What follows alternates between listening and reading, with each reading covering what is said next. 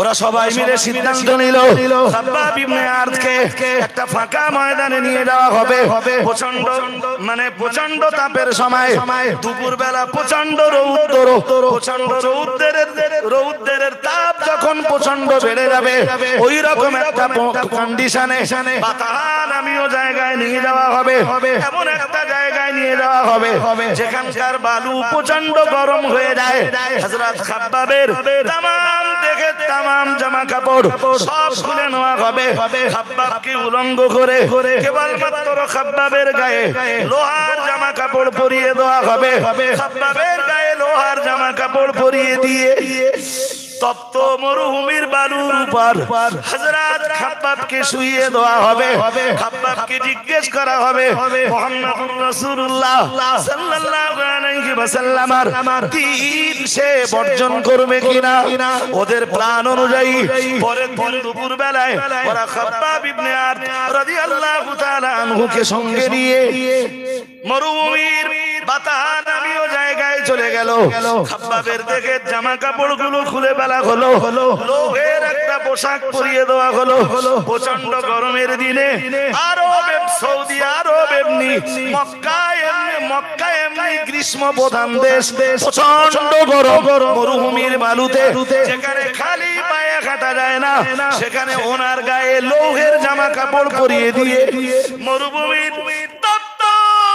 বালুর উপরে ওনাকে যখন শুইয়ে দেওয়া হলো, হযরত খাব্বাবের জবান দিয়ে তখন উচ্চারিত হচ্ছিল আশহাদু আল্লা ইলাহা ইল্লাল্লাহ ওয়া আশহাদু আন্না মুহাম্মাদান আবদুহু ওয়া রাসূলুহু।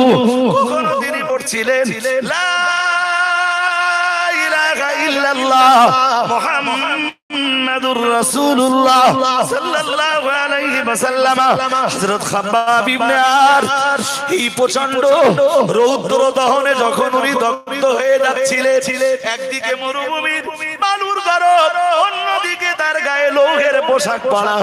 হযরত খাব্বাব ইবনে আরদ প্রচন্ড পিপাসার্ত হয়ে গেলেন, পানি করে চিল্লাতে লাগলেন, তোমরা আমাকে একটু পানি দাও, আমার পিপাসা নিবারণ করো। হযরত খাব্বাব ইবনে আরদ রাদিয়াল্লাহু তাআলা আনহুর আবেদনে ওরা সাড়া দিল না, এক ফোঁটা পানিও দিল না। হযরত খাব্বাব ইবনে আরদ প্রায় মৃত্যুর কোলে যখন ঢলে পড়লেন, খাব্বাবের মনিব চলে এলো, এসে বলল আজ আর নয়, চলো খাব্বাবকে এখান থেকে নিয়ে চলো। প্রিয় নবী মুহাম্মদুর রাসূলুল্লাহ সাল্লাল্লাহু আলাইহি ওয়াসাল্লামের প্রিয় সাহাবী খাব্বাব ইবনে আরদের প্রতিনিয়ত ঠিক এই ধরনের জুলুম করত। উনি প্রচন্ড রৌদ্র দহনে দগ্ধ হয়ে রৌদ্রের প্রচন্ড তাপে ওনার গায়ে চামড়া যখন পুড়ে যেত, হযরত খাব্বাব পানি করে চিল্লালেও এক ফোঁটা পানি ওনাকে দেওয়া হতো না। হযরত খাব্বাব রাদিয়াল্লাহু তাআলা আনহু কোন একদিন নবী মুহাম্মদুর রাসূলুল্লাহ সাল্লাল্লাহু আলাইহি ওয়াসাল্লাম যখন হযরত খাব্বাবের দোকানের পাশ দিয়ে যাচ্ছিলেন, ওরা হাজার চেষ্টা করেও যখন খাব্বাবকে আটকাতে পারল না, নবীর দরবারে যাওয়াও বন্ধ করতে পারল না। হযরত খাব্বাব ইবনে আরদের দোকানের পাশ দিয়ে রাসূলুল্লাহ একদিন যাচ্ছিলেন, যেতে যেতে আল্লাহর হাবিব খাব্বাবের দোকানে একটুখানি দাঁড়িয়ে গেলেন। রাসূলুল্লাহ জানো খুব আস্তে আস্তে খাব্বাবের কানে কি একটা বলে গেলেন। খাব্বাবের বাড়ির মালিকের চোখ পড়লো খাব্বাব আর রাসূলুল্লাহর দিকে, প্রচন্ড রেগে গেল, মাথা কাজ করছিল না। তখন খাব্বাবের মনিব এসে খাব্বাবকে বলল, আজ নবী মুহাম্মদুর রাসূলুল্লাহ সাল্লাল্লাহু আলাইহি ওয়াসাল্লামকে ছাড়লে না, তুমি তোমার নবীকে ছাড়তে পারলে না, এবার তোমার উপরে আরো কঠিন অত্যাচার শুরু হবে। এক বিন্দু দেরি না করে লোহা আগুনের ভিতরে ঢুকিয়ে দেওয়া হলো।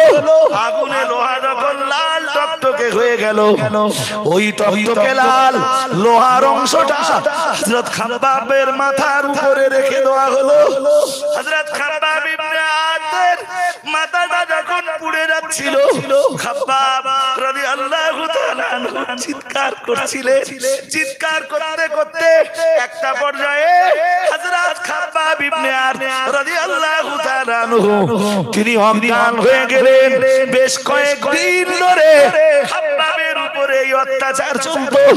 যখন জ্ঞান ফিরে আসতো, হযরত খাব্বাবের যখন হুঁশ ফিরে পেতেন, তিনি শুধু পড়তেন লা ইলাহা ইল্লাল্লাহ মুহাম্মাদুর রাসূলুল্লাহ সাল্লাল্লাহু আলাইহি ওয়াসাল্লাম।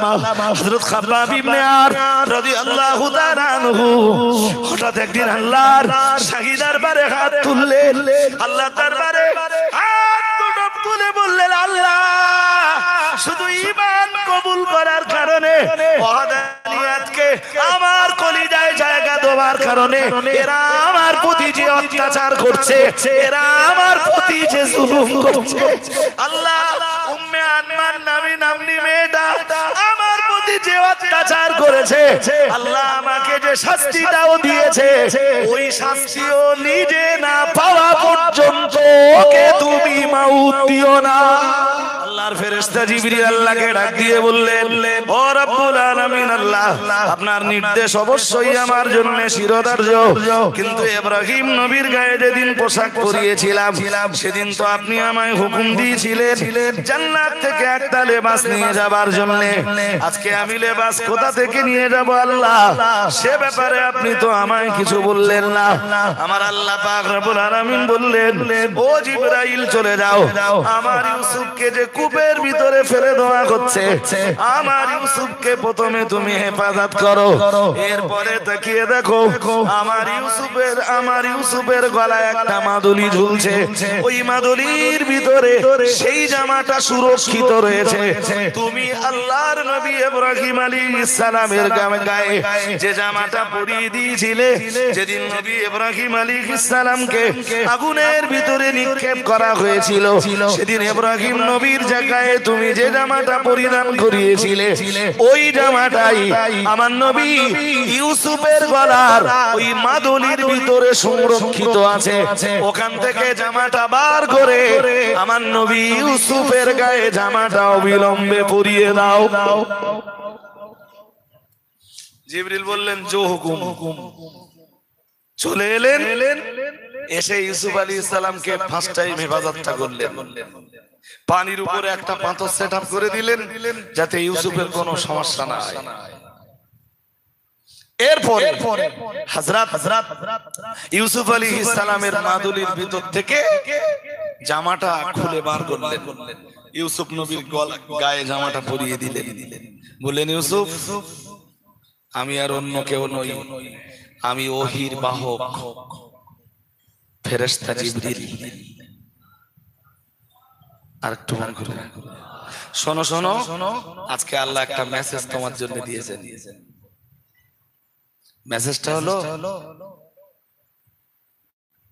মেসেজটা হলো লাতুনাব্বিআন্নাহুম বিআমরিহিম, যে 10টা ভাই মিলে তোমাকে আজকে কূপের ভিতরে ফেলে দিচ্ছে, কূপের ভিতরে ফেলে দেওয়ার আর তোমার প্রতি জুলুম অত্যাচারের এই সংবাদটাই তুমি আবার একদিন তোমার ভাইদের কাছে পৌঁছে দিবে। তাফসীরকারকরা লিখেছেন সময় লাগলো অনেক লম্বা, কিন্তু যেদিন ইউসুফ আলাইহিস সালামের সঙ্গে মিশরে ভাইদের পরিচয় হলো, সেই দিন জিবরাইল যে ওহীটা আল্লাহর পক্ষ থেকে নিয়ে এসেছিলেন সেই ওহীটার বাস্তবায়ন হলো। ইউসুফ আলাইহিস সালাম ভাইদের জিজ্ঞেস করছিলেন, তোমাদের ভাই ইউসুফের খবর? ওরা তখনও বলছিল, আমাদের ভাই ইউসুফকে কেনানের নেকড়ে দেখেছে। ইউসুফ আলাইহিস সালাম বললেন, কেনানের সেই নেকড়ে আসলে কি কেনানের জঙ্গলের নেকড়ে, না সেই নেকড়ে তোমরা 10 জন ভাই ছিলে?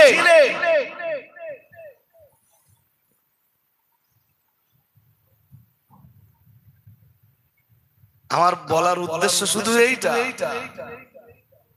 যে আল্লাহ তার নবী আম্বিয়াদের কাছে, ইউসুফ আলাইহিস সালাম তো বাচ্চা, বাট ওহী নেওয়ার মতো যোগ্যতা দিয়ে আল্লাহ পৃথিবীতে তাকে পাঠিয়েছেন। এই জন্য বাচ্চা ছেলে ওহীর বাণী ধারণ করতে পারছে। ওহির বাণী নেওয়ার মতো ক্ষমতা তার আছে। কারণ নবী আম্বিয়াদেরকে আল্লাহ পাঠান ওহি নেওয়ার মতো যোগ্যতা দিয়ে। আমাদের নবীর ক্ষেত্রে আল্লাহ পাক রব্বুল আলামিন কোরআনুল কারীম রাসূলকে দিয়েছেন, মানে আসমানের সর্বশ্রেষ্ঠ কিতাব রাসূলের উপরে নাযিল করেছেন। তো কোরআনের মতো শ্রেষ্ঠ কিতাব গ্রহণ করার মতো যোগ্যতা হযরত মুহাম্মদ সাল্লাল্লাহু আলাইহি ওয়াসাল্লামকে দিয়ে তবেই আল্লাহ মুহাম্মদ সাল্লাল্লাহু আলাইহি ওয়াসাল্লামকে পৃথিবীতে পাঠিয়েছিলেন। নইলে ওহি প্রচন্ড ভার। সূরা মুজাম্মিল পড়বেন আপনারা, যাদের কোরআনের সাথে মোটেই সম্পর্ক নেই তারা খুব সহজেই কথাগুলো বুঝবে না। যাদের কোরআনের সাথে মোটামুটি সম্পর্ক আছে তারা মোটামুটি বুঝবে, খানিকটা হলেও বুঝবে। আল্লাহ বলেন ইয়া আইয়ুহাল মুযাম্মিল কুমিল লাইলা ইল্লা কলিলা নিসফাহু আও ইনকুস মিনহু কলিলা আও জিদ আলাইহি ওয়া রাত্তিলিল কুরআনা তারতিলা ইন্না সানুলকি আলাইকা কওলান সাকিলা। ঠিক এই শেষ যে আয়াতটা পড়লাম, এই আয়াতে আল্লাহ বললেন ও নবী, ইন্না সানুলকি আলাইকা কওলান সাকিলা, আমি আল্লাহ খুব তাড়াতাড়ি আপনার উপরে এমন কিছু নাযিল করব যার ওয়েট এবং ভার ব্যাপক, যার ওজন অনেক বেশি। সানুলকি আলাইকা কওলান সাকিলা, এমন কথা আপনার কলবে আমি আল্লাহ নাযিল করব যার ভার বহন করা খুব কঠিন। এরপরেও কঠিন যতই হোক এর ভার বহন করার যোগ্যতা আর ক্ষমতা আমি আল্লাহ আপনাকে দিয়েছি। আর একটু মন খুলে বলুন, মনে রাখবেন যার বোঝা যত ভার সেই জিনিস বহন করতে পারলে লাভ তত। এবার একটু আপনাদের তো বলতে হবে কথা, আর একবার বলি, যার বোঝা যত বেশি ভার সেটা বহন করতে পারলে তার লাভ তত বেশি। এই আয়াতের তাফসীর লিখতে যে মুফাসসিরিনে হযরতরা পরিষ্কার তাফসীরের কিতাবে লিখেছেন যে কোরআন ভার কেন, ওই ভারের ব্যাখ্যা দিতে দিতে দিতে দিতে ইমাম ফখরুদ্দিন রাজি একদম নিচের দিকে এসে লিখেছেন যে কোরআন যারা তেলাওয়াত করে, কোরআন ভার বলতে আসলে আল্লাহ পাক রব্বুল আলামিন এখানে যেটা বুঝিয়েছেন সেটা হলো আল্লাহ কোরআন তেলাওয়াতকারীর আমলনামাতে বিপুল পরিমাণ নেকি দান করেন। ওইটা মিজানের পাল্লায় এতটাই ভারী হবে, মিজানের পাল্লায় এতটাই ভারী হবে যে কোরআনের তেলাওয়াতের সাথে সম্পর্ক যারা রেখেছে, কোরআন তেলাওয়াতের সাথে তাআল্লুক যারা রেখেছে, প্রতিনিয়ত যারা কোরআন তেলাওয়াত করে, তাদের মিজানের পাল্লা ভারী হবার জন্য কোরআনের তেলাওয়াতটাই যথেষ্ট হয়ে দাঁড়াবে। এজন্য যিনি যে কন্ডিশনে যে পজিশনে থাকেন, কোরআন শরীফের কিছু না কিছু অংশ প্রতিদিন পড়তেই হবে। যদি খুব ব্যস্ত থাকেন জবানে পড়তে হবে, হেভি ব্যস্ত কোরআন পড়বার মতো খুলে পড়বার মতো নো কন্ডিশন, তখনও কোরআন পড়তে হবে জবানে। যদি খুলে পড়ার কন্ডিশন না হয় সূরা ফাতিহাটা পড়ুন, সূরা ইখলাসটা পড়ুন, সূরা ফিল পড়ুন, সূরা নাসর পড়ুন, সূরা লাহাব পড়ুন, সূরা ইখলাস পড়ুন, সূরা কাফিরুন পড়ুন, সূরা কাউসার পড়ুন, সূরা মাউন পড়ুন। যেই সূরাগুলো জানা আছে অন্তত সেই সূরাগুলো পড়ুন। আর সেম কারণে রাসূল কোরআন তেলাওয়াত না করে কখনো ঘুমাতেন না। কোন রাত্রে রাসূলের এই চোখের পাতা দুটো কোরআন তেলাওয়াত না করে এক জায়গায় হতো না। কমপক্ষে সূরা সাজদা আর সূরা মুলক, এরপরে যখন তিনি বিছানায় যেতেন, বিছানায় পিঠ লাগালেন, বালিশে মাথা লাগালেন, রাসূল বিছানায় পিঠ আর বালিশে মাথা লাগিয়ে পড়তেন বিসমিল্লাহির রহমানির রহিম আলহাকুমুত তাকাসুর হাত্তা যুরতুমুল মাকাবির কাল্লা সাওফা তা'লামুন সুম্মা কাল্লা সাওফা তা'লামুন কাল্লা লাউ তা'লামুনা ইলমাল ইয়াকিন লাতারামুন্নাল জাহিম ثم لترونها عين اليقين ثم لتسألن يومئذ عن النعيم। সাহাবারা জিজ্ঞেস করলে বলতেন, বিছানায় শুয়ে যে লোকটা এই সূরাটা তেলাওয়াত করে 1000 আয়াত পড়লে যতটা সওয়াব হয়, আল্লাহ তার আমলনামাতে ততটা সওয়াব দান করেন। বলতেন, তাই আমি প্রতিদিন বিছানায় পিঠ লাগিয়ে বালিশে মাথা লাগিয়ে আমি সূরা তাকাসুরটা তেলাওয়াত করি।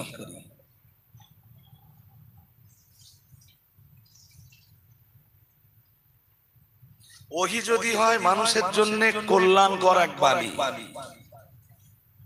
আমি এখান তো শুরু করেছিলাম, ওহি কি মানুষের জন্য এক বিরাট কল্যাণকর বাণী। দেখুন, এখানে আমাকে যদি আরেকটু বলতে হয় তো আমাকে বলতেই হবে যে পৃথিবীতে যত শিক্ষা আছে, এডুকেশনের যত ব্যবস্থা আছে, এডুকেশনের যত শাখা আছে, সব মানুষের তৈরি করা, কোনটাই ডাইরেক্ট আল্লাহর নয়। কিন্তু কোরআনুল কারীমে যা আছে সব আল্লাহর ওহীর ইলম। সুবহানাল্লাহ। আরেকটু মন খুলে বলুন, যে কারণে পৃথিবীর কোন ইলম, পৃথিবীর কোন শিক্ষা, পৃথিবীর কোন এডুকেশন কখনোই কোরআনের সমতুল্য হতে পারে না। পৃথিবীর মুসলমানদের সবচাইতে বড় দুর্বলতা, মুসলমানরা কোরআন থেকে দূরে। আরো যত কোরআন থেকে মুসলমান দূরে সরে যাবে, মুসলমানদের কন্ডিশন তত খারাপ হবে। যে জাতির ভিতরে কোরআন নেই, ওই জাতির ভিতরে ইসলাম কখনো প্রবেশ করতে পারে না, পারে না, পারে না। ইসলাম প্রবেশের জন্য ফার্স্ট টাইম দরকার কোরআনের তেলাওয়াত, যেটা ছিল মুহাম্মদ সাল্লাল্লাহু আলাইহি ওয়াসাল্লামের এই পৃথিবীতে প্রথম মিশন। মানব জাতির কল্যাণের জন্যই তো আল্লাহ আমার কাছে ওহী নাযিল করেছেন। সেই ওহীর বাণীটাই তো কোরআন। আমাদের ঘরে যে কোরআন আছে টোটালটাই তো ওহী। ওই যে আমি আয়াতটা পড়ছিলাম, আল্লাহ পাক রব্বুল আলামিন নূহ নবীর কাছে যেভাবে ওহী নাযিল করেছেন, ইব্রাহিম নবীর কাছে যেভাবে ওহী নাযিল করেছেন, ইসমাঈল আর ইসহাকের কাছে, ইয়াকুব কিংবা ইউসুফ নবীর কাছে, নবী ঈসা কিংবা ইউনূস অথবা আইয়ুব নবীর কাছে, নবী হারুন অথবা সুলাইমান নবীর কাছে, নবী দাউদ অথবা নবী মূসা আলাইহিস সালামের কাছে, तमाम নবী আম্বিয়াদের কাছে যেভাবে আল্লাহ ওহী নাযিল করেছেন, প্রিয় নবী মুহাম্মদুর রাসূলুল্লাহ সাল্লাল্লাহু আলাইহি ওয়াসাল্লামকে আল্লাহ পাক রব্বুল আলামিন বলে বুঝিয়ে দিলেন, হে নবী, আপনাকে তো আমি সাইয়্যিদুল মুরসালিন করে পাঠিয়েছি, আপনাকে তো আমি ইমামুল মুত্তাকিন করে পাঠিয়েছি, আপনাকে তো আমি সাইয়্যিদুল আম্বিয়া করে পাঠিয়েছি, আপনাকে তো আমি খাতামুন নবিয়্যিন করে পাঠিয়েছি। আমি বিগত নবী রাসূলদের উপরে যেভাবে তাদের উম্মতদের কল্যাণের জন্য ওহী নাযিল করেছিলাম, কিয়ামত পর্যন্ত আপনার যত উম্মতি আসবে তাদের সকলের কল্যাণের জন্য ঠিক একই কায়দায় আপনার কাছেও আমি আল্লাহ ওহী নাযিল করেছি। আরেকটু মন খুলে বলেন, রাসূলের কাছে প্রথম যখন কোরআন নাযিল হলো, ওই কোরআন রাসূল যেই মক্কাবাসীদেরকে শোনালেন, মক্কাবাসীরা বলল এই জিনিস তো আমরা কখনো শুনিনি।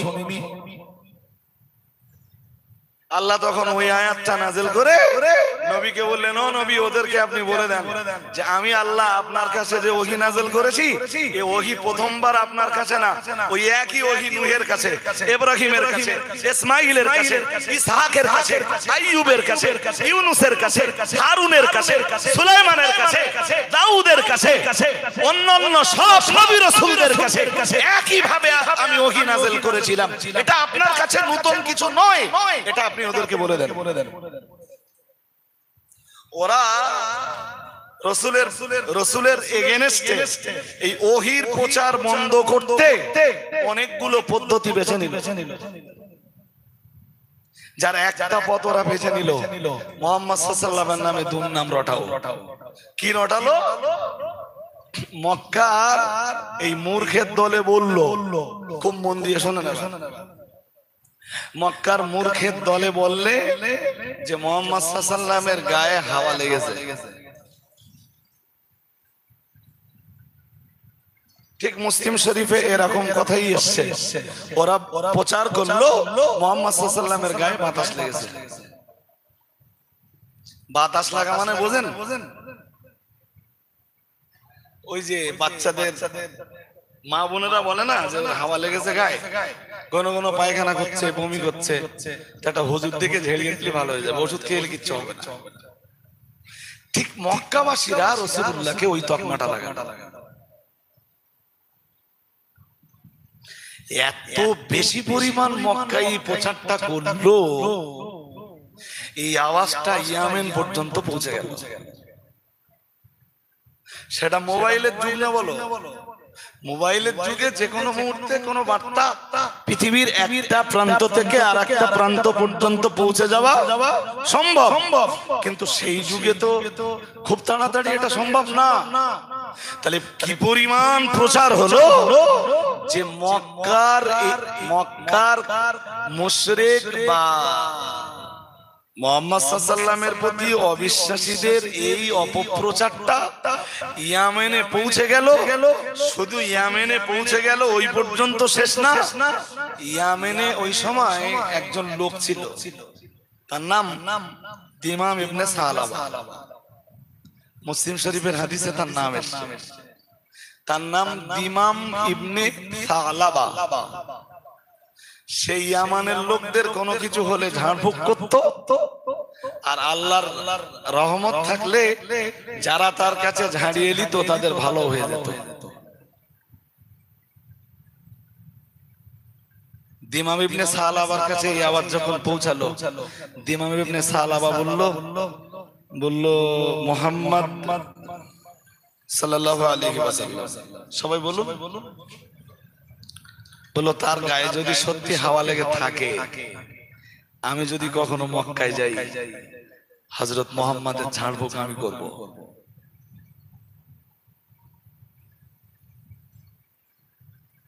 সেখান থেকে মুহাম্মদ সাল্লাল্লাহু আলাইহি ওয়াসাল্লামের দেখবার জন্য তার আগ্রহটা খুব বেড়ে গেল। মক্কায় এত লোক আছে, কারোর গায়ে হাওয়া লাগলো না, মুহাম্মাদের গায়ে কেন হাওয়া লাগতে যাবে?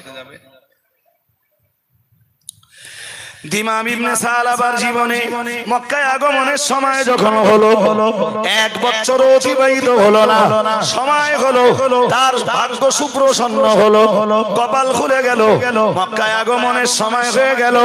মক্কাতুল মুকাররমায় যখন দিমাম ইবনে সালাবা এসে হাজির হলো, দিমাম ইবনে সালাবার মুখে শুধু একটাই কথা, আইনা মুহাম্মদ, আইনা মুহাম্মদ, আইনা মুহাম্মদ, কোথায় মুহাম্মদুর রাসূলুল্লাহ সাল্লাল্লাহু আলাইহি ওয়াসাল্লাম, কোথায় মুহাম্মদুর রাসূলুল্লাহ সাল্লাল্লাহু আলাইহি ওয়াসাল্লাম? তোমরা কে আমায় তার সংবাদ দিতে পারবে?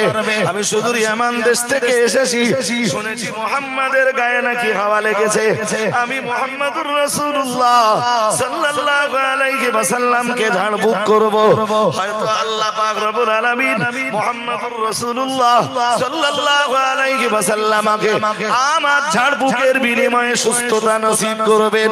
দিমাম ইবনে সালাবা আল্লাহর হাবিবকে খুঁজতে খুঁজতে খুঁজতে খুঁজতে দিমাম ইবনে সালাবা সন্ধান পেয়ে গেল প্রিয় নবী মুহাম্মদুর রাসূলুল্লাহ সাল্লাল্লাহু আলাইহি ওয়াসাল্লাম। তখন তিনি দারে আরকামে অবস্থান করছিলেন। সুবহানাল্লাহ। দারে আরকামে কাজ কি? এই দারে আরকামটা কোথায় জানেন? আপনারা সবাই বুঝবেন না, যারা হজ করেছেন তারা বুঝবেন। মক্কা শরীফের ঠিক দক্ষিণ আর পূর্ব কোণে 130 মিটার দূর তৎকালীন সময়ে রাসূলের এক সাহাবীর বাড়ি ছিল। সেই সাহাবীর লাকাব ছিল আরকাম। রাসূলুল্লাহ রসুলের কাছে মুসলমান হওয়া বা বায়াত হওয়া বা কালেমা পড়া মানুষগুলোকে শিক্ষা দীক্ষা দেওয়ার জন্য, কোরআনের তেলাওয়াত শেখানোর জন্য রসুল এই জায়গাটা বেছে নিয়েছিলেন। আপনাদের আরো ভালো মনে পড়বে যারা মোটামুটি ইতিহাস পড়েছেন, ওমর যেদিন কালেমা পড়েছিলেন, ওমরের ইসলাম গ্রহণটা ওই ঘরের ভিতরে ছিল। এই ঘরটা খুব বিখ্যাত। অন্তত 30-40 জন সাহাবী এক জায়গায় বসে ওনারা নিজেদের ভিতরে ধর্মীয় আলোচনা করতেন, আর কখনো কখনো রাসূলুল্লাহ সাহাবীদের সঙ্গে সময় দিতেন। এই ঘরের পজিশনটা ছিল এমন একটা পজিশন যেখানে আবু জেহেল, আবু লাহাব, উতবা, সাইবা, রাবিয়ার চোখ সহজে পড়বে না। সাহাবারা একা একা একা একা ওই ঘরে পৌঁছে যাবেন, আর সময় হলে রাসূলুল্লাহ সেখানে হাজির হবেন। ওমর যেদিন কালেমা পড়েছিলেন, ওমরের কালেমাটা ওই ঘরের ভিতরে ছিল। এখানে অবস্থান করতেন হযরত সুহাইব রুমি, এখানে অবস্থান করতেন আব্দুল্লাহ ইবনে মাসউদ, এখানে অবস্থান করতেন রাসূলের প্রিয় সাহাবী হযরত আবু বকর, ওমর, ওসমান, আলী। ঠিক এই ঘরটাতে অবস্থান করতেন। এখানে এসেই রাসূলের কাছে লেখাপড়া শিখতেন হযরত রাসূলের সাহাবী হযরত খাব্বাব ইবনে আরত রাদিয়াল্লাহু তাআলা আনহু। রাসূলের বিখ্যাত বিখ্যাত সাহাবীরা এখানে এসে রাসূলের কাছে দীক্ষা নিতেন। রাসূলের প্রিয় চাচা হযরত আমির হামজা রাদিয়াল্লাহু তাআলা আনহু। আরে প্রথম দিকে মুসলমানদের তো কোনো কাজই নেই। নামাজ ফরজ হয়েছে রাসূলের বয়স তখন 51 বছর। কোরআন নাযিল হচ্ছে 40 বছরে, নামাজ ফরজ হচ্ছে 51 বছর বয়সে। 51 থেকে আপনি 40 মাইনাস করেন, 11 বছর মুসলমানদের কাজ কাম কিছু নেই। রোজা ফরজ হচ্ছে 2য় হিজরিতে, মানে রাসূলের বয়স হয় 54 নইলে 55 বছর। রাসূলের উপরে যখন হজ ফরজ হচ্ছে, রাসূলের বয়স তখন 62 বছর। 61 টোপকে 62 বছরে রাসূলুল্লাহ তখন হজ ফরজ হচ্ছে।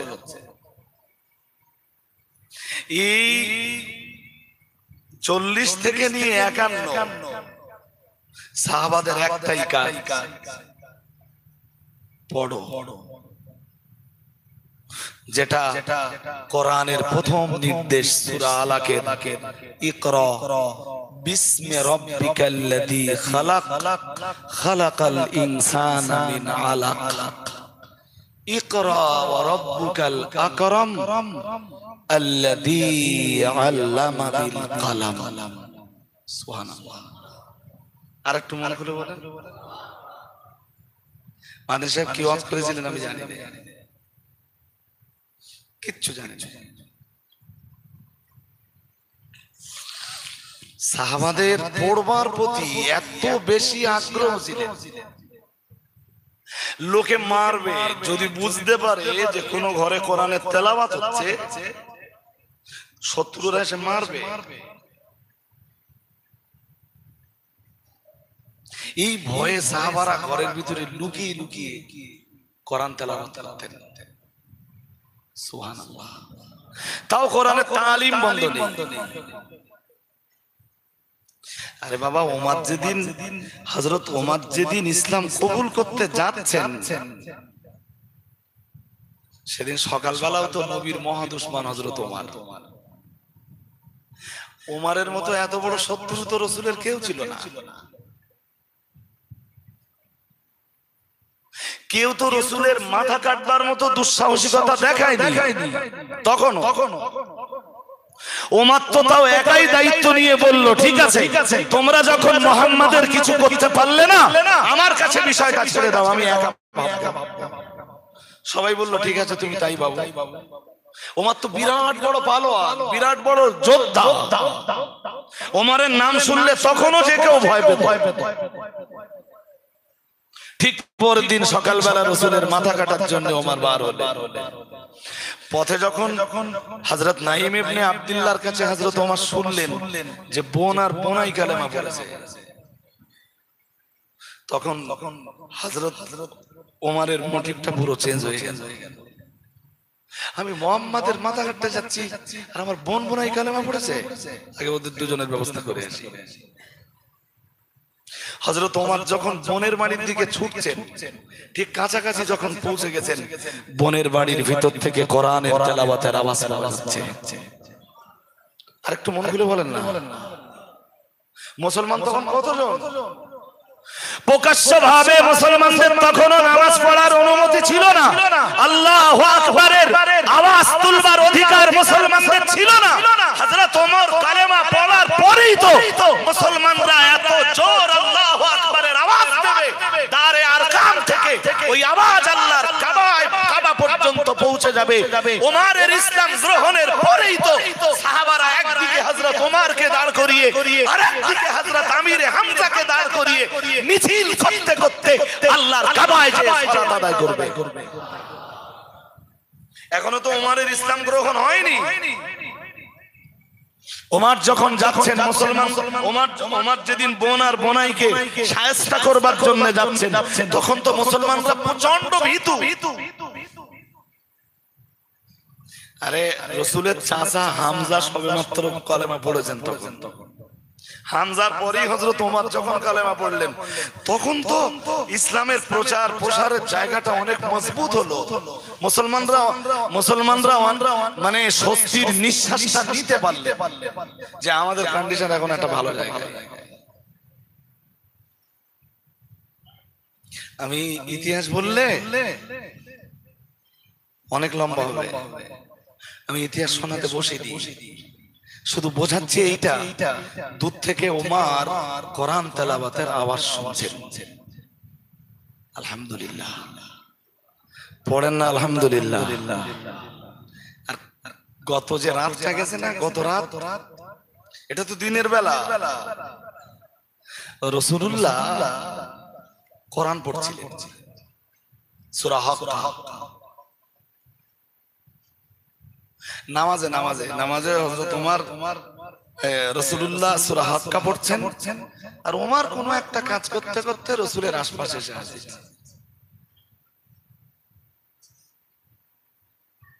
রাসূলের নামাজ তো লম্বা,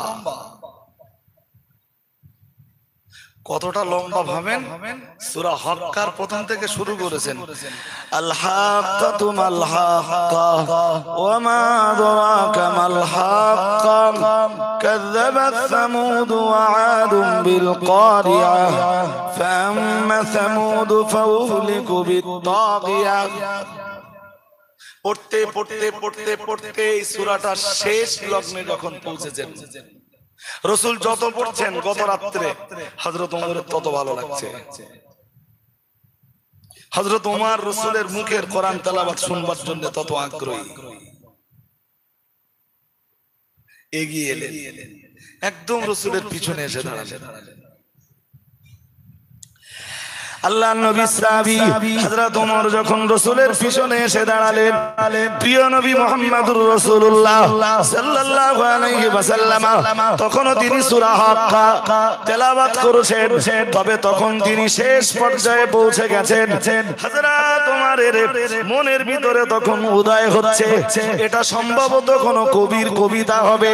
যেই না হযরত ওমরের মনের ভিতরে উদয় হয়েছে, এটা সম্ভবত কোন কবির কবিতা হবে। প্রিয় নবী মুহাম্মদুর রাসূলুল্লাহ সাল্লাল্লাহু আলাইহি ওয়াসাল্লামের জবান থেকে তখন উচ্চারিত হচ্ছিল, ফালা উকসিমু বিমা তুবসিরুন ওয়া মা লা তুবসিরুন ইন্নাহু লাকাউলু রাসূলিন কারীম ওয়া মা হুয়া বিকাউলি শাইরিন কলিলাম মা তুমিনুন। হযরত ওমর যতক্ষণে ভাবছেন যে এটা কোন কবির কবিতা হবে, রাসূল ততক্ষণে পড়ছেন এটা কোন কবির কবিতা নয়। সুবহানাল্লাহ বলবেন না? ওমর ততক্ষণে ভাবছে পিছনে দাঁড়িয়ে দাঁড়িয়ে যে আমি যে মুহাম্মদকে কবি মনে করলাম, মুহাম্মদ এটা জানলেন কি করে?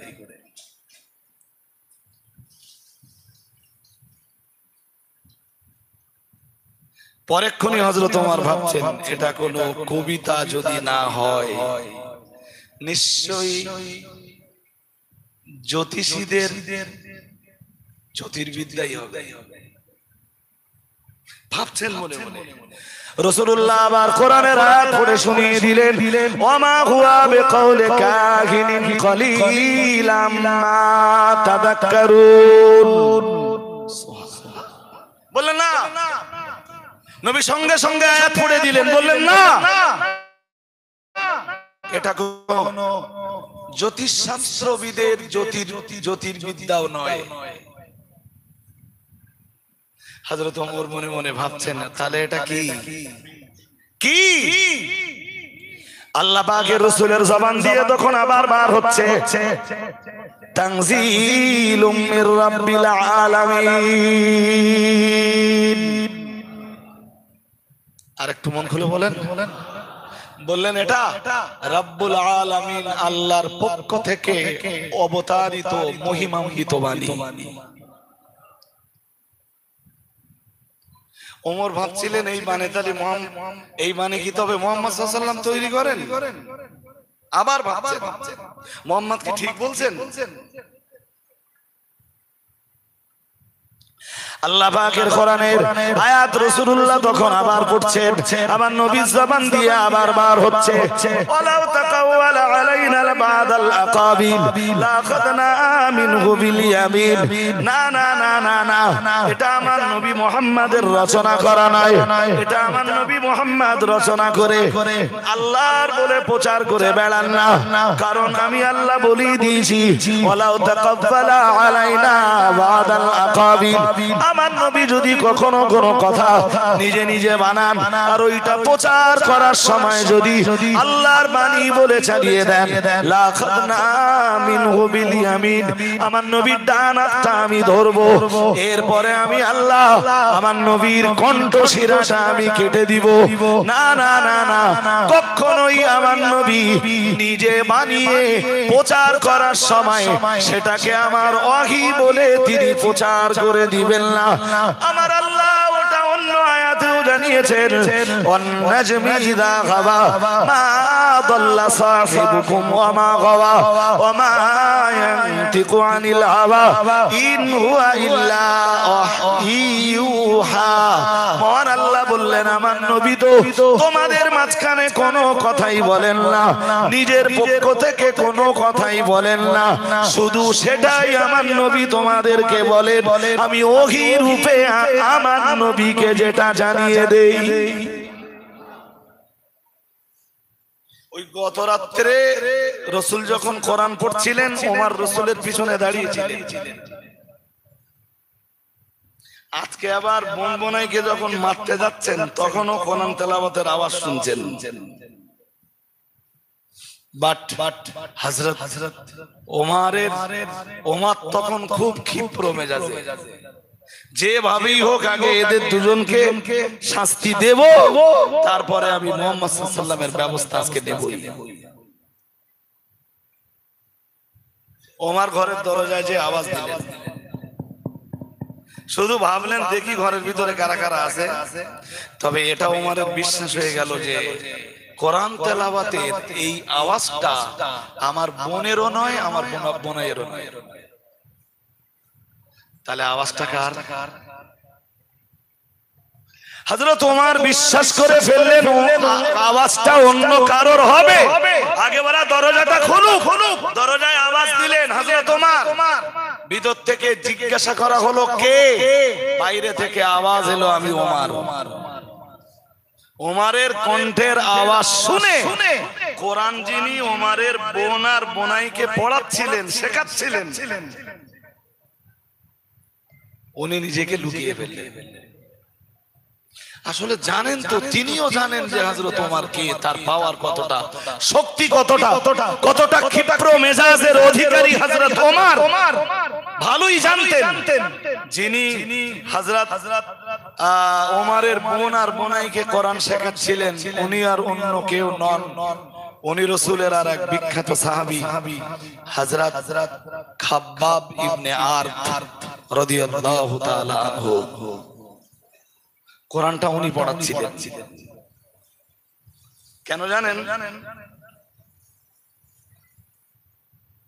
উনি ছিলেন একদম প্রথম দিকে যারা যারা মুসলমান ছিল তাদের ভিতরে একজন। উনি রাসূলের বিখ্যাত সাহাবী।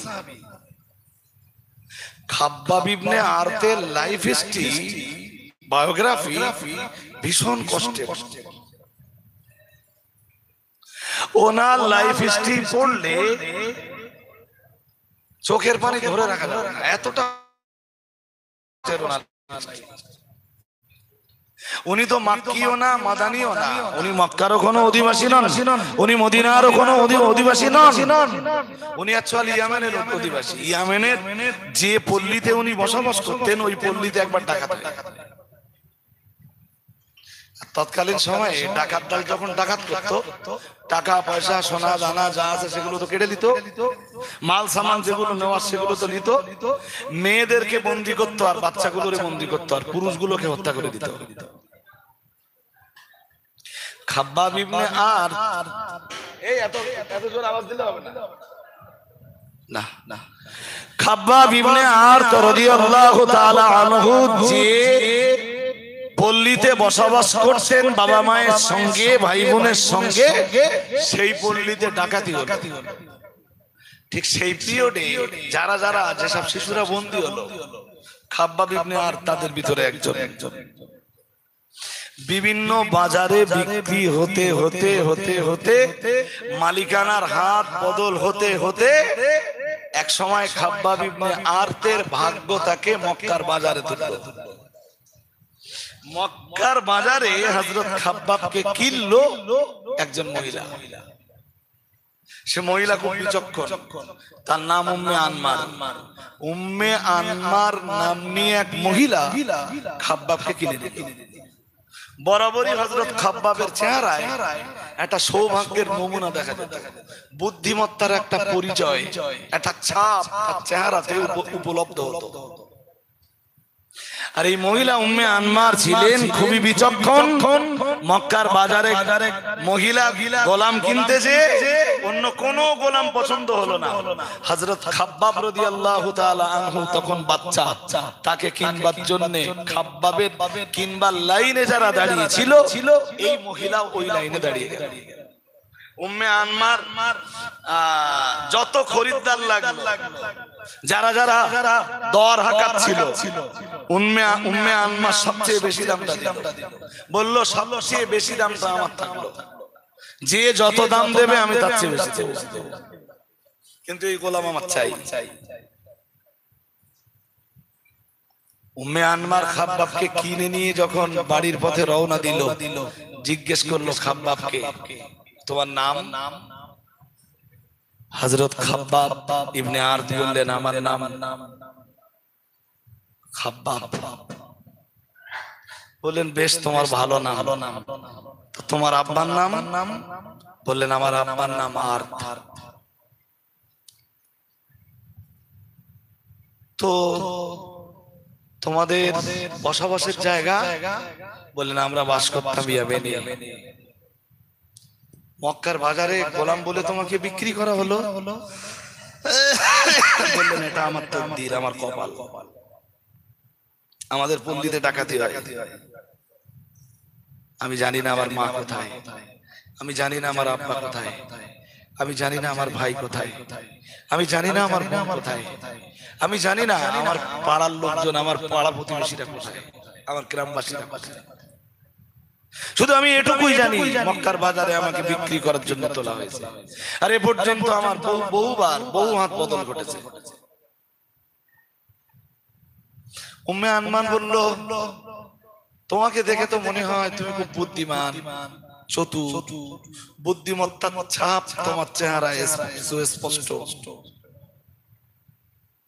তুমি আমার বাড়িতে থাকো, আমার বাড়িতে খুব বেশি কষ্ট তোমার করতে হবে না।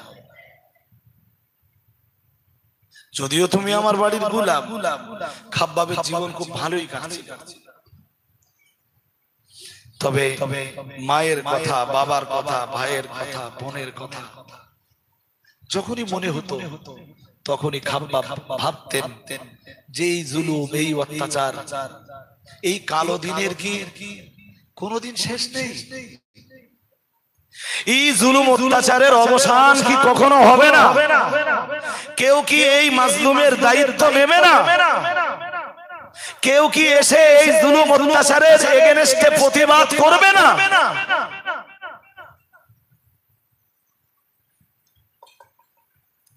বারংবার এই চিন্তাটা হযরত খাব্বাবের ব্রেনে ঘুরপাক খেত। ইতিমধ্যে খাব্বাবের যে নারী খাব্বাবকে ক্রয় করেছিল, ওই নারী খাব্বাবকে ডেকে বলল, খাব্বাব, এইভাবে কতদিন তুমি বসে থাকবে? তুমি একটা কাজ করো, তোমাকে একজন ভালো কর্মকারের কাছে রেখে আছি, লোহার যন্ত্রপাতি তৈরি করা শেখো, তলোয়ার বানানো শেখো। খাব্বাবের ব্রেন ছিল খুব তীক্ষ্ণ। হযরত খাব্বাব খুব অল্প দিনের ভিতরে খুব ভালো তলোয়ার বানাতে শিখলেন। খাব্বাবের তলোয়ারের খ্যাতি তখন শুধু মক্কা না, শুধু মদিনা না, আরব দুনিয়ার বিভিন্ন কান্ট্রিতে পৌঁছে গেল। খাব্বাবের জন্য একটা দোকান তৈরি করে দেওয়া হলো। ওখানে তলোয়ার বানাতেন, ওই তলোয়ার বাজারে তুলে বিক্রি করতেন, যে পয়সাটা হতো ওনার মালিকের হাতে উনি তুলে দিতেন। তখনও হযরত খাব্বাবের জীবন খুব কষ্টের নয়, তবে মা নেই, বাবা নেই, এটা তো কষ্টের হবেই। আল্লাহ নবী সাহাবী হযরত খাব্বাব রাদিয়াল্লাহু তাআলা আনহু হঠাৎ একদিন তিনি শুনতে পেলেন মুহাম্মদুর রাসূলুল্লাহ সাল্লাল্লাহু আলাইহি ওয়াসাল্লামের আগমন ঘটেছে। এমন একজন মানুষের আগমন, এমন একজন মানুষের আগমন ঘটেছে, এমন একজন মানুষের আত্মপ্রকাশ ঘটেছে, যিনি জালেমের এগেনস্টে প্রতিবাদের আওয়াজ তুলেছেন, যিনি অত্যাচারী ব্যক্তির বিরুদ্ধে প্রতিবাদের আওয়াজ তুলেছেন, যিনি মাজলুমের পাশে দাঁড়িয়েছেন, যিনি মাজলুমকে সাহায্য করেছেন, সহযোগিতা করেছেন, যিনি তামাম দেশের মাজলুমদের বোঝাগুলো নিজের মাথায় তুলে নিয়েছেন, প্রিয় নবী মুহাম্মদুর রাসূলুল্লাহ সাল্লাল্লাহু আলাইহি ওয়াসাল্লামের আওয়াজ যখন খাব্বাব ইবনে আরদের কানে এলো, নবী মুহাম্মদুর রাসূলুল্লাহ সাল্লাল্লাহু আলাইহি ওয়াসাল্লামের আওয়াজ পাওয়ার সঙ্গে সঙ্গে হযরত খাব্বাব ইবনে আরদ কোন একদিন নিজের দোকানটা বন্ধ করে নবী মুহাম্মদুর রাসূলুল্লাহ সাল্লাল্লাহু আলাইহি ওয়াসাল্লাম তখন তিনি দারে আরকামের ভিতরে অবস্থান করছিলেন। আমার আল্লাহর নবী আল্লাহর হাবিবকে ডাক দিয়ে বললেন, ইয়া রাসূলুল্লাহ, ইয়া হাবিবাল্লাহ, হুজুর, আজকে আপনার সমাবেশে আমি নতুন একজন ব্যক্তি, আমার বাড়ি আমার দেশে, আমি মক্কার কোন একজন মহিলার বাড়ির গোলাম। ইয়া রাসূলুল্লাহ, ইয়া হাবিবাল্লাহ, হুজুর, এতদিন ধরে আমি তো ভাবতাম এই মানে মক্কার বাজারে কিংবা আমার দেশে অথবা পৃথিবী জুড়ে গোলাম কেনা বেচা কবে বন্ধ হবে, কবে মানুষ মানুষের প্রতি জুলুম অত্যাচার বন্ধ করবে, কবে মানুষ চুরি চাকারি ডাকাতি খুন রাজারি বন্ধ হবে, মানুষের জীবনে কালো যে ঘন অন্ধকার দিন নেমে এসেছে, এই ঘন কালো অন্ধকার দিনের কবে অবসান ঘটবে, কে এই ব্যাপারটাই ভূমিকা গ্রহণ করবে? না না না না না, তামাম আরব দুনিয়াতে তো আমি কারোর সন্ধান পাইনি। ইয়া রাসূলুল্লাহ, ইয়া হাবিবাল্লাহ, হুজুর, আমার কপাল বোধহয় খুবই সুপ্রসন্ন ছিল। ইয়া রাসূলুল্লাহ, ইয়া হাবিবাল্লাহ, হুজুর, আমার তকদীর আমাকে মক্কায় হাজির করে দিল। যে মুহূর্তে আমি সন্ধান পেয়ে গেলাম, আপনি জালেমের পাশে না দাঁড়িয়ে আপনি মাজলুমের পাশে দাঁড়িয়েছেন। ইয়া রাসূলুল্লাহ, ইয়া হাবিবাল্লাহ, হুজুর, আপনি শোষণকারীর পাশে না দাঁড়িয়ে আপনি শোষিত ব্যক্তির পাশে দাঁড়িয়েছেন। যখন আমার কানে এই আওয়াজটা পৌঁছে গেল, আপনি রক্তক্ষরণকারীদের পাশে না দাঁড়িয়ে যাদের দেহের রক্ত ঝরছে আপনি তাদের পাশে দাঁড়িয়েছেন। ইয়া রাসূলুল্লাহ, ইয়া হাবিবাল্লাহ, হুজুর, নির্যাতিত গোলাম আর দাসদের পাশে আপনি দাঁড়িয়েছেন। ইয়া রাসূলুল্লাহ, ইয়া হাবিবাল্লাহ, হুজুর, যখনই আমি শুনলাম আপনি মানবতার পক্ষে কথা বলছেন, আমি এক বিন্দু বিসর্গ দেরি না করে আমার দোকানটা বন্ধ করে দিয়ে দিয়ে আমি আপনার দরবারে হাজির হয়েছি। হুজুর আপনি আমাকে কালেমা পড়ে মুসলমান বানিয়ে দিন। খাব্বাব ইবনে আরত যখন মুসলমান হয়ে গেলেন, প্রিয় নবী মুহাম্মদুর রাসূলুল্লাহ সাল্লাল্লাহু আলাইহি ওয়াসাল্লাম খাব্বাব ইবনে আরতকে ডাক দিয়ে বললেন, হে আমার সাহাবী খাব্বাব ইবনে আরত, এখন তুমি বলো না তোমার আসলে পরিচয় কি? তোমার তো দেখে মনে হয় না তুমি এই মক্কার কোনো বাসিন্দা, তুমি এই আরব দেশের কোনো বাসিন্দা। খাব্বাব ইবনে আরত বললেন, ইয়া রাসূলুল্লাহ, আসলে আমি সৌদির নই, আসলে আমি মক্কা নগরীর কেউ নই। আমার বাড়ি শুধু ইয়ামান দেশে। আমার পল্লীতে একদল লোক তারা ডাকাত করতে যায়। ইয়া রাসূলুল্লাহ, ইয়া হাবিবাল্লাহ, হুজুর আমাদের মাল সামান গুলো তারা কেড়ে নেয়। হুজুর আমাদের ভিতরের পুরুষ যারা তলোয়ার ধারণ করতে পারত, ওরা তাদের সবাইকে হত্যা করে ফেলে। ইয়া রাসূলুল্লাহ, নারী আর শিশুদেরকে ওরা বন্দী বানায়। আমি জানি না আমার জননী আমার মা কোথায়, আমি জানি না আমার আব্বা জান কোথায়। ইয়া রাসূলুল্লাহ, আমার ছোট ছোট ভাই বোনেরা কোথায়? আজ অবধি আমার কাছে কোনো সন্ধান নাই। ইয়া রাসূলুল্লাহ, ইয়া হাবিবাল্লাহ, হুজুর কিন্তু আমি আপনার দরবারে এসে আমি পিছনের দিনের সব কথা প্রায় ভুলে গেছি। ইয়া রাসূলুল্লাহ,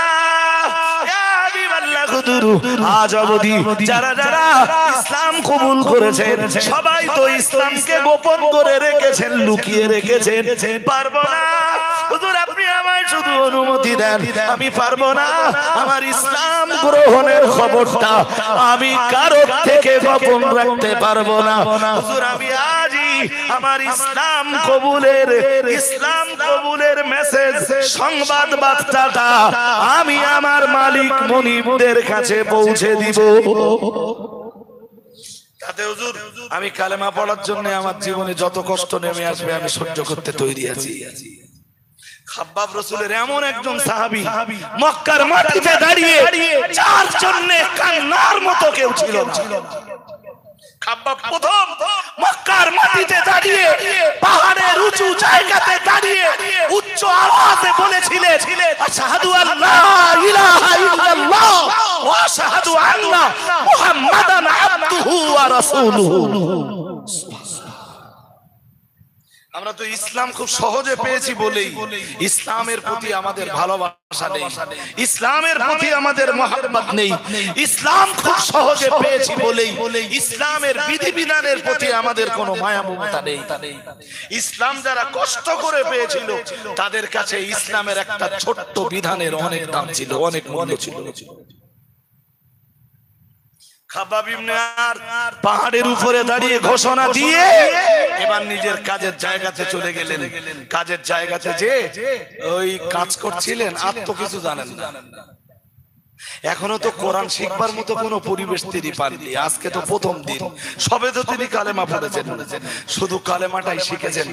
কাজ করছিলেন লোহার যন্ত্রপাতি তৈরি করার কাজ, তলোয়ার বানানোর কাজ, আর উচ্চ আওয়াজে পড়ছিলেন আশহাদু আল্লা ইলাহা ইল্লাল্লাহ আশহাদু আন্না মুহাম্মাদান আবদুহু ওয়া রাসূলুহু।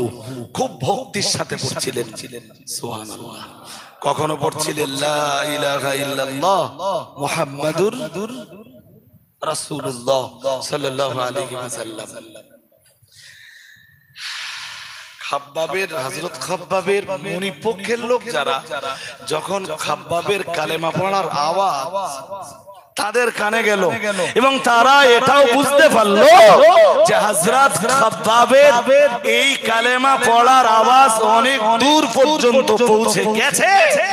মক্কার মনিপক্ষের মালিক পক্ষের লোক যারা ছিল তাদের ভিতরে একটা ত্রাস ঢুকে গেল যে খাব্বাবকে যদি আটকানো না যায়, যাদের বাড়ি যা গোলাম আছে গোলামগুলোর হয়তো আর আটকানো যাবে না, সবাই হয়তো মুহাম্মাদের দরবারে যে কালেমা পড়বে। আমরা সাধারণত হযরত বেলালের ইতিহাসটা খুব জানি। হযরত বেলালের জীবন খুব কষ্টের জীবন ছিল, কিন্তু হযরত খাব্বাবের জীবন যে কত কষ্টের ছিল আমরা হযরত খাব্বাবের মানে কষ্টের জীবনের সাথে মোটেই পরিচিত নই। ব্যাস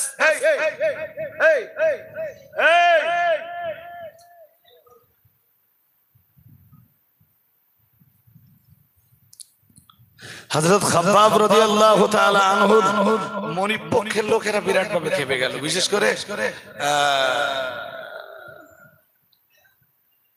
যে মহিলা ওনাকে কিনেছিলেন তার নাম তো উম্মে আনমার। উম্মে আনমারের ভাইয়ের নাম ছিল সিবা ইবনে আব্দুল উজ্জা। সে ছিল ইসলামের বিরাট বড় এক দুশমন এবং মক্কার কোন একটা গোত্রপতি, মক্কার তৎকালীন খুজা গোত্রের একজন লিডার। উম্মে আনমার তার ভাইকে ডাকলো, ডেকে ভাইকে সঙ্গে নিয়ে হযরত খাব্বাবকে জিজ্ঞেস করলো, বলল শুনছি তুমি নাকি বেদিন হয়ে গেছো। হযরত খাব্বাব হাসতে হাসতে জবাব দিলেন, বলেন আমি বেদিন হইনি, আমি 70 দিনের সন্ধান পেয়েছি। কে বললো আমি বেদিন হয়েছি? আমি এমন একজন মানুষের প্রচারিত দিন কবুল করেছি যিনি 70 দিন প্রচার করছেন। বলেই তিনি ওদের সবার সামনে পড়লেন, আশহাদু আল্লা ইলাহা ইল্লাল্লাহ ওয়া আশহাদু আন্না মুহাম্মাদান আবদুহু ওয়া রাসূলুহু। সিবা ইবনে আব্দুল উজ্জা বলল, তুমি কালেমা পড়েছো, তাহলে তুমি জানো তোমার কি হবে, কি হতে পারে তোমার? খাব্বাব ইবনে আরদ বললেন, কি হবে ওয়ার ভেবে লাভ কি? খুব বেশি হলে মারতে মারতে আমার জীবনটা কেড়ে নেবেন, তারপরে তো আর কিছু না। কিন্তু সব দিলেও কালেমা দেব না, সব দিলেও ঈমান দেব না, সব ছাড়লেও আল্লাহ ছাড়বো না, সব ছাড়লেও হযরত মুহাম্মদকে ছাড়বো না। সুবহানাল্লাহ। আর একটু মন খুলে বলুন, আপনাদের যত প্রকারের অত্যাচার আছে সব যদি খাব্বাবের উপরে চালাতে পারেন, চালান। খাব্বাব মেনে নেওয়ার জন্য, খাব্বাবের শরীর সেগুলোকে বরদাস্ত করার জন্য তৈরি আছে। বাট হযরত খাব্বাব মুহাম্মদ সাল্লাল্লাহু আলাইহি ওয়াসাল্লামকে কখনো ভুলবে না। খাব্বাব আর পূর্বপুরুষদের ধর্মে কখনো ফিরে আসবে না। সুবহানাল্লাহ। আর একটু মন খুলে বলুন, খাব্বাবের অন্তরে যেন কোনো ভয় নেই, চোখে যেন ডার বা ভয়ের কোনো নমুনা নেই, একদম বীর পুরুষের মতো গর্জে উঠেছেন। মক্কার নেতারা ভীষণ চিন্তায় পড়ে গেল, বলে এটা তো মেরেও হবে না, মেরে যদি এর না হয় এখন উপায় কি? মক্কার নেতারা সব কটা এক জায়গায় হলো রাত্রেবেলা, হযরত খাব্বাবের উপরে কি ব্যবস্থা নেওয়া যায়? ওরা সবাই মিলে সিদ্ধান্ত নিল, খাব্বাব ইবনে আরদকে একটা ফাঁকা ময়দানে নিয়ে যাওয়া হবে। প্রচন্ড তাপের সময়, দুপুর বেলা প্রচন্ড রৌদ্রের তাপ যখন প্রচন্ড বেড়ে যাবে, ওই রকম একটা কন্ডিশনে বাতানামীয় জায়গায় নিয়ে যাওয়া হবে। এমন একটা জায়গায় নিয়ে যাওয়া হবে যেখানকার বালু প্রচন্ড গরম হয়ে যায়। হযরত খাব্বাবের তামাম জামা কাপড় সব খুলে নেওয়া হবে, খাব্বাবকে উলঙ্গ করে কেবলমাত্র খাব্বাবের গায়ে লোহার জামা কাপড় পরিয়ে দেওয়া হবে। খাব্বাবের গায়ে লোহার জামা কাপড় পরিয়ে দিয়ে তপ্ত মরুভূমির বালুর উপর হযরত খাব্বাবকে শুইয়ে দেওয়া হবে। খাব্বাবকে জিজ্ঞেস করা হবে, মুহাম্মদুর রাসূলুল্লাহ সাল্লাল্লাহু আলাইহি ওয়াসাল্লামের দ্বীন সে বর্জন করবে কিনা। ওদের প্ল্যান অনুযায়ী পরের দিন দুপুর বেলায় ওরা খাব্বাব ইবনে আরদ রাদিয়াল্লাহু তাআলা আনহুকে সঙ্গে নিয়ে মরুভূমির বাতানামীয় জায়গায় চলে গেল। খাব্বাবের দেখে জামা কাপড়গুলো খুলে ফেলা হলো, লোহের একটা পোশাক পরিয়ে দেওয়া হলো। প্রচন্ড গরমের দিনে সৌদি আরব এমনি মক্কা এমনি গ্রীষ্ম প্রধান দেশ, প্রচন্ড গরম। মরুভূমির বালুতে যেখানে খালি পায়ে হাঁটা যায় না, সেখানে ওনার গায়ে লোহের জামা কাপড় পরিয়ে দিয়ে মরুভূমির বালুর উপরে ওনাকে যখন শুইয়ে দেওয়া হলো, হযরত খাব্বাবের জবান দিয়ে তখন উচ্চারিত হচ্ছিল, আশহাদু আল্লা ইলাহা ইল্লাল্লাহ ওয়া আশহাদু আন্না মুহাম্মাদান আবদুহু ওয়া রাসূলুহু। কখনো তিনি করছিলেন লা ইলাহা ইল্লাল্লাহ মুহাম্মাদুর রাসূলুল্লাহ সাল্লাল্লাহু আলাইহি ওয়াসাল্লাম। হযরত খাব্বাব ইবনে আরত এই প্রচন্ড রৌদ্র দহনে যখন উনি দগ্ধ হয়ে যাচ্ছিলেন, একদিকে মরুভূমির বালুর গরম, অন্যদিকে তার গায়ে লৌহের পোশাক পরা। হযরত খাব্বাব ইবনে আরত প্রচন্ড পিপাসার্ত হয়ে গেলেন, পানি পানি করে চিল্লাতে লাগলেন, তোমরা আমাকে একটু পানি দাও, আমার পিপাসা নিবারণ করো। হযরত খাব্বাব ইবনে আরত রাদিয়াল্লাহু তাআলা আনহুর আবেদনে ওরা সাড়া দিল না, এক ফোঁটা পানিও দিল না। হযরত খাব্বাব ইবনে আরত প্রায় মৃত্যুর কোলে যখন ঢলে পড়লেন, খাব্বাবের মনিব চলে এলো, এসে বলল আজ আর নয়, চলো খাব্বাবকে এখান থেকে নিয়ে চলো।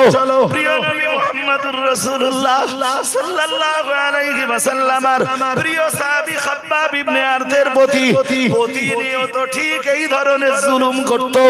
উনি প্রচন্ড রৌদ্র দহনে দগ্ধ হয়ে রৌদ্রের প্রচন্ড তাপে ওনার গায়ে চামড়া যখন পুড়ে যেত, হযরত খাব্বাব পানি পানি করে চিল্লালেও এক ফোঁটা পানি ওনাকে দেওয়া হতো না। হযরত খাব্বাব রাদিয়াল্লাহু তাআলা আনহু কোন একদিন নবী মুহাম্মদুর রাসূলুল্লাহ সাল্লাল্লাহু আলাইহি ওয়াসাল্লাম যখন হযরত খাব্বাবের দোকানের পাশ দিয়ে যাচ্ছিলেন, ওরা হাজার চেষ্টা করেও যখন খাব্বাবকে আটকাতে পারল না, নবীর দরবারে যাওয়াও বন্ধ করতে পারল না। হযরত খাব্বাব ইবনে আরতের দোকানের পাশ দিয়ে রাসূলুল্লাহ একদিন যাচ্ছিলেন, যেতে যেতে যেতে যেতে আল্লাহর হাবিব খাব্বাবের দোকানে একটুখানি দাঁড়িয়ে গেলেন। রাসূলুল্লাহ জানো খুব আস্তে আস্তে খাব্বাবের কানে কানে কি একটা বলে গেলেন।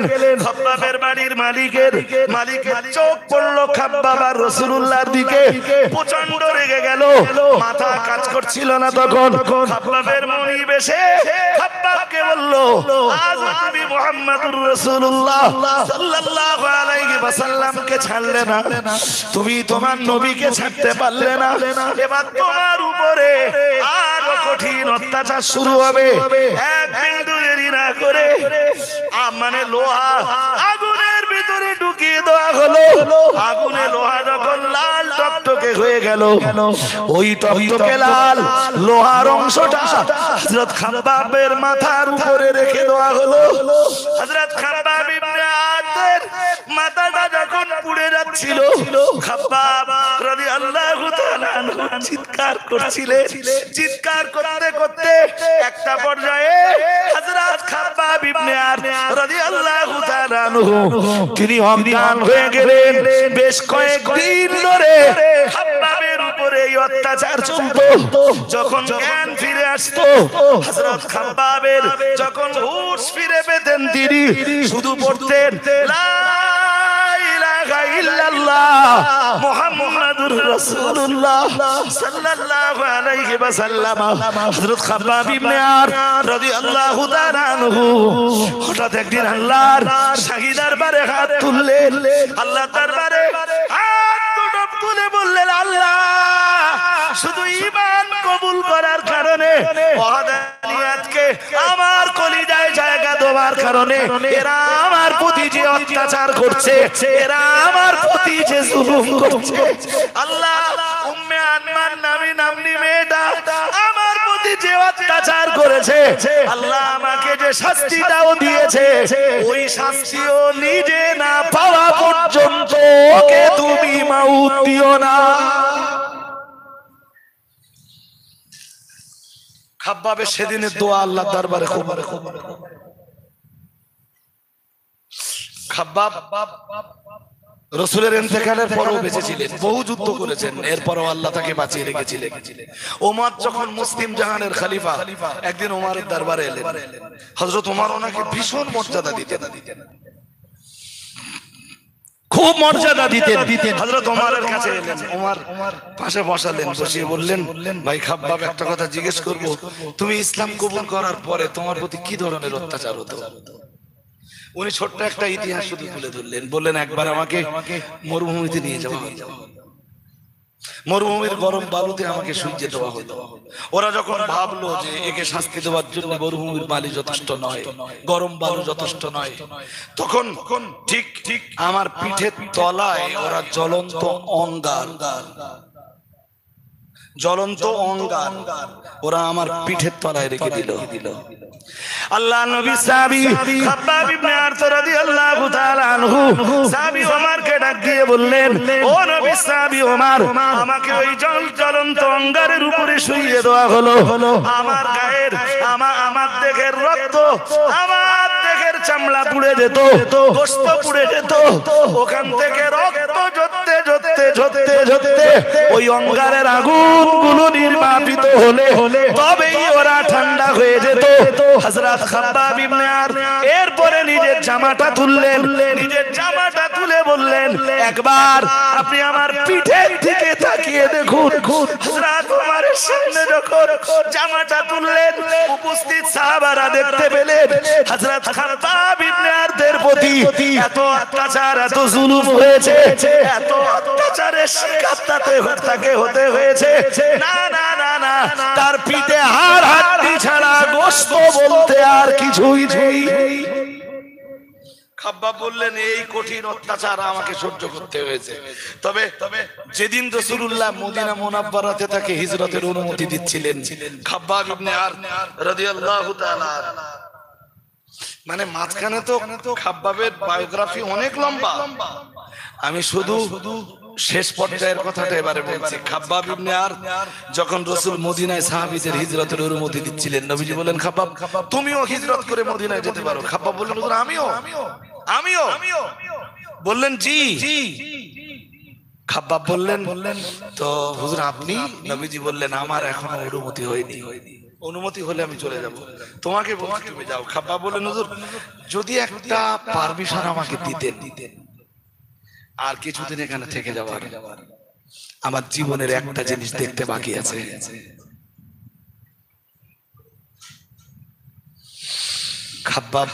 খাব্বাবের কথা শুনে নবীজি বললেন, কি?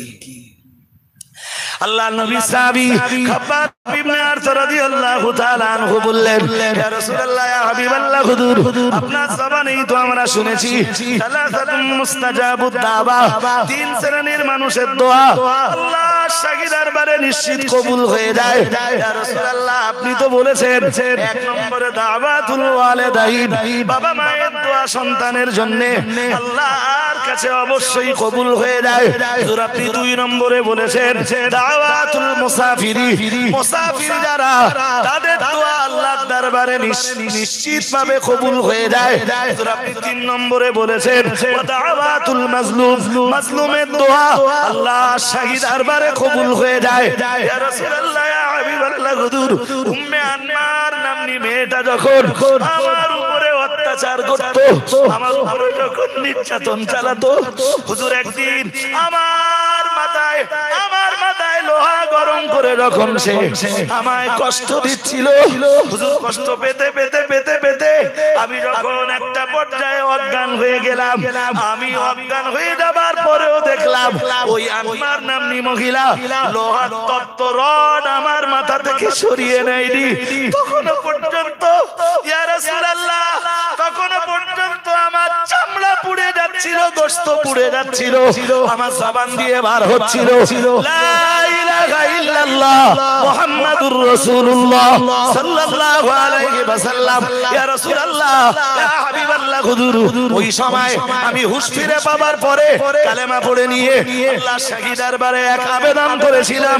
হুজুর আমি আল্লাহকে ডাক দিয়ে বলেছিলাম, এই মহিলা আমাকে যে ধরনের শাস্তি দিয়েছে আল্লাহ তাআলা ওই রকম শাস্তি এই মহিলাকে যতদিন আপনি না দেবেন, এই মহিলাকে আপনি যেন মারবেন না, আর এই মহিলার শাস্তিটা আপনি আমায় একটু চোখে দেখাবেন। হুজুর আমি আজকেই তো হিজরত করে মদিনায় যেতে পারতাম, আপনি হিজরতের অনুমতি দিয়েছেন, কিন্তু এখন একটু অনুমতি দেন, যতদিন পর্যন্ত এই রমণী এই মহিলাকে আমার মতো শাস্তি না পেতে দেখবো, ততদিন আমি খাব্বাব মক্কা ছেড়ে মদিনায় হিজরত করব না। বলেন হুজুর এইটার জন্য আমার একটু অনুমতি দরকার। আপনার নির্দেশ হুজুর আমার শিরোধার্য, আমার অ্যাভয়েড করার অধিকার নেই, কিন্তু একটু অনুমতি চাচ্ছি হুজুর আমাকে দেন।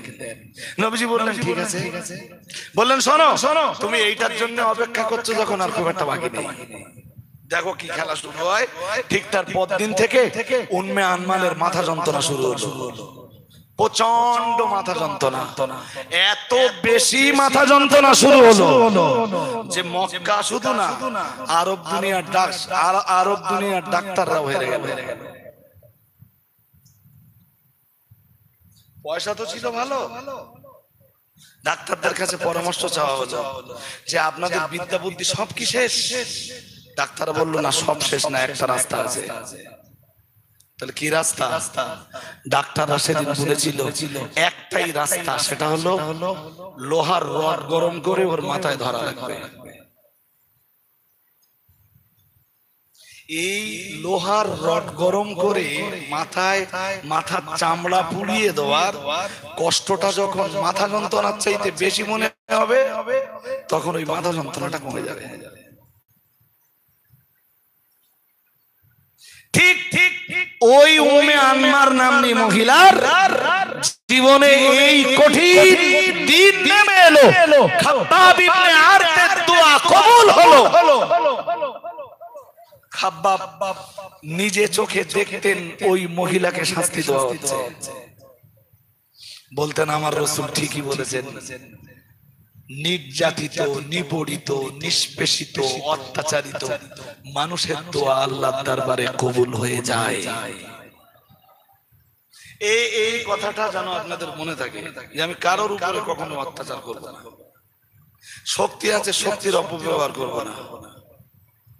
নির্যাতিত ব্যক্তি যে কোনো দোয়া করবে, দোয়া কবুল হবেই, আজ অথবা কাল। আর নির্যাতনকারী ব্যক্তিকে ঠিক ওই রকম শাস্তির সম্মুখীন হতে হবে, সে মানুষকে যেমন শাস্তি দেবে। ইতিহাসের পাতা আলগা করলে আমরা ঠিক তাই পাই।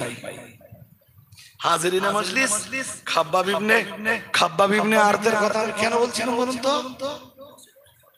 হযরত ওমর যখন বোন ফাতেমা আর বোনাই সাইদের শায়েস্তা করার জন্য বেরিয়েছেন, কোরআন তেলাওয়াতের আওয়াজ পাচ্ছেন, আর হযরত ওমরের কণ্ঠের আওয়াজ পেয়ে হযরত খাব্বাব ইবনে আরত একদম দেরি না করে সঙ্গে সঙ্গে নিজেকে ঘরের ভিতরে লুকিয়ে ফেলেছেন, ওমর যেন আমারে খুঁজে না পায়। আমার এখনো মরবার টাইম হয়নি। খাব্বাব এইটাই ভাবতেন, আমার মৌতের সময় এখনো হয়নি, এখনো অনেক বাকি আছে। আমি এখনো মানুষকে দিনের অনেক তালিম দেব। ঘরের ভিতরে সেদিন খাব্বাবের কাজ একটাই, নবদীক্ষিত মুসলমানদেরকে আল্লাহর কোরআনের তেলাওয়াত শেখানো। কারণ তখনও নামাজের বিধান আসেনি, রোজার বিধান আসেনি, হজের বিধান আসেনি, তখনও যাকাতের বিধান আসেনি। সুতরাং আমারও বক্তব্য, এনি কন্ডিশন, যে কোনো পরিস্থিতিতে কোরআন শিখবার মতো একটা স্বচ্ছ পরিচ্ছন্ন মানসিকতা নিয়ে সবাইকে বাড়ি যেতে হবে। যে এলেমটা আল্লাহ প্রদত্ত ওহির এলেম, ওই এলেম সবাই সকলের ভিতরে জায়গা দিতেই হবে। আমি ভালো জানি না, তবে মাদিন সাহেবের বক্তব্যের সময় যারা ছিলেন বলতে পারবেন। মাদিন সাহেব মনে হয় একবার বলছিলেন যে 2024 সালে এসে আজও যারা কোরআন শেখেননি, আমি লিখে দিতে পারি যে তারা মারা গেলে কবরে তাদের নাজাতের কোনো রাস্তা নেই। বলছিলেন মাদিন সাহেব, আমি কি করে জানলাম?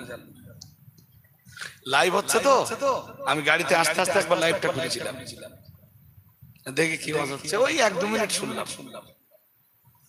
তাতে আমি বুঝে নিয়েছিলাম যে মাদিন সাহেব এডুকেশনের উপরে, শিক্ষার উপরে আলোচনা করেছেন। আমি মুসলমানদের প্রতি জুলুম, অত্যাচার, অবিচারের কিছু দৃশ্য তুলে ধরলাম।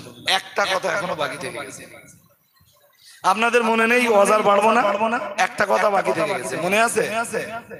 সেই দেমাম ইবনে সালাবা সুদূর ইয়ামান থেকে সে এসেছে রাসূলের ঝাড়ফুঁক করার জন্য। সে শুনেছে দারে আরকামে রাসূলুল্লাহ আছেন, আর আমি মুহাম্মদ সাল্লাল্লাহু আলাইহি ওয়াসাল্লামকে ঝাড়ফুঁক করার জন্য যাব। দারে আরকামে যখন দিমাম ইবনে সালাবা এলেন, এসে রাসূলুল্লাহ চেহারা দেখে তো অবাক। ওই নূরানি চেহারা, যে কেউ মুহাম্মদ সাল্লাল্লাহু আলাইহি ওয়াসাল্লামের চেহারা দেখলে আকৃষ্ট হয়, পৃথিবীর যে কোনো মানুষ ওই চেহারা কি বলে যে তার গায়ে হাওয়া লাগতে পারে? দিমাম ইবনে সালাবা একদম অবাক হয়ে গেল, বলল হুজুর আমি না সুদূর ইয়ামান থেকে এসেছিলাম, শুনেছি আপনার গায়ে হাওয়া লেগেছে, আমি এসেছি আপনার ঝাড়ফুঁক করতে। নবীজি বললেন আমার হাওয়া লেগেছে? আমার বলেন জি, মক্কাবাসীরা তো তাই বলে, আপনার ঝাড়ফুঁক করতে এসেছিল। নবীজি কোরআনের কোন আয়াত সেদিন পড়েননি। আমরা ওই বক্তব্যের শুরুতে যেগুলো পড়ি দেখেছেন, মুসলিম শরীফের হাদিসে এসেছে রাসূল খানিকটা পড়লেন, আলহামদুলিল্লাহি নাহমাদুহু ওয়া নাস্তাঈনুহু ওয়া নাস্তাগফিরুহু ওয়া নু'মিনু বিহি ওয়া নাতাওয়াক্কালু আলাইহি ওয়া নাউযু বিল্লাহি মিন শুরুরি আনফুসিনা ওয়া মিন সাইয়্যাতি আ'মালিনা। খানিকটা রাসূলুল্লাহ পড়লেন, পড়ার পরেই দিমাম ইবনে সালাবার চোখ মোটা মোটা হয়ে গেল। বলল হুজুর একটু পড়বেন? নবীজি বললেন কি পড়ব? বললেন হুজুর যেটা পড়ছিলেন ওইটা আরেকবার পড়েন, শুনি। রাসূল বললেন ঠিক আছে তুমি বলছো যখন পড়ি। রাসূল আবার ওইটা পড়লেন। দিমাম ইবনে সালাবার এতই ভালো লাগলো, বলল হুজুর আরেকবার পড়ুন। রাসূলুল্লাহ তিনবার পড়লেন। দিমাম ইবনে সালামা বললেন সামি'তু কাওলাল কাহানাতি ওয়াশ শুআরাই। হযরত ইমাম ইবনে সালাবা বললেন ইয়া রাসূলুল্লাহ, ইয়া হাবিবাল্লাহ হুজুর, আমি তো জাদুকরদের কথা শুনেছি, কবিদের কবিতা শুনেছি, জ্যোতিষীদের কথাবার্তাও শুনেছি, কিন্তু আজ আমি যা শুনলাম ইয়া রাসূলুল্লাহ ইয়া হাবিবাল্লাহ হুজুর, এই কথা তো জ্যোতিষীদের কথার সঙ্গে মেলে না, কবির কবিতার সঙ্গে মেলে না, এবং জাদুকরদের জাদুবিদ্যার সাথেও মেলে না। ইয়া রাসূলুল্লাহ ইয়া হাবিবাল্লাহ হুজুর, বেয়াদবি নেবেন না, আমি হাত লম্বা করছি, আমায় কালেমা পড়িয়ে দেন। ওরা তো আপনার নামে বলে বেড়ায় আপনার গায়ে হাওয়া লেগেছে, এখন আমি দেখছি হাওয়া আপনার গায়ে না, মক্কার ধর্ম বিদ্বেষীদের গায়েই হাওয়া লেগেছে। হুজুর আমি বায়াত হয়ে যাব, আপনি আমাকে বায়াত করিয়ে দেন। হাত লম্বা করে দিলেন, হুজুর আপনি আমায় বায়াত করিয়ে দেন। ইয়ামান দেশের হযরত ইমাম ইবনে সালাবা কালেমা পড়ে মুসলমান হয়ে গেলেন। রাসূল বললেন তুমি তো কালেমা পড়েছো, তোমার ইয়ামান দেশে তোমার গোত্রের লোকের কি হবে? হযরত ইমাম ইবনে সালাবা বললেন হুজুর আমি দায়িত্ব নিয়ে বলছি, দেশের মাটিতে ফিরে যাবার পরে আপনার কথাগুলো আমার কওমের কাছে পৌঁছে দেব এবং তাদেরকেও কালেমা পড়িয়ে আপনার দরবারে হাজির করব।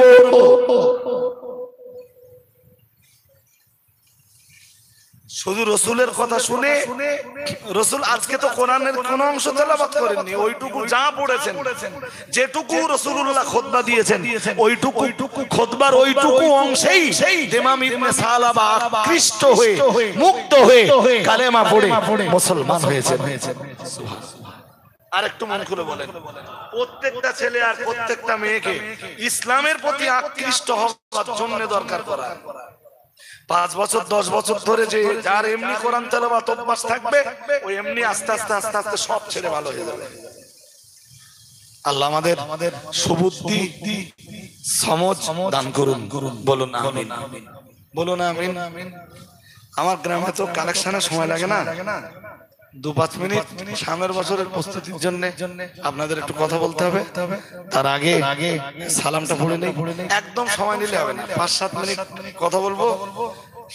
এখন তো আর বাৎসরিক ইসারা সব হবে না, এই মজলিসটাই হবে প্রতি বছর ইনশাআল্লাহ, যতদিন 26শে ফাল্গুন আমরা ফিরে না পাই।